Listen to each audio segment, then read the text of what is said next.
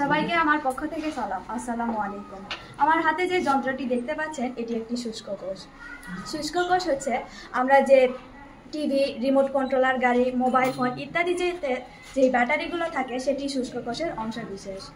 এই শুষ্ক কোষটি ammonium chloride, manganese এবং কয়লার গুঁড়া সাথে পানি দিয়ে একটি পেস্ট তৈরি করা হয় যাতে একটি কার্বন দণ্ড থাকে।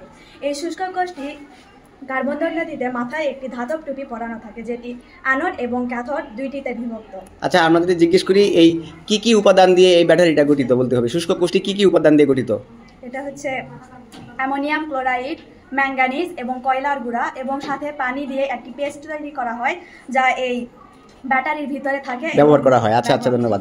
আচ্ছা, এটাতে বিদ্যুৎ সরবরাহ কিভাবে হবে আমরা যদি দেখতে চাই? এই লাইটটির দুই প্রান্তটি, একটি হচ্ছে ক্যাথোড এবং অ্যানোড প্রান্তটিতে রেখে দিলে এখানে বিদ্যুৎ। আচ্ছা, দেখি আমরা দেখার চেষ্টা করি।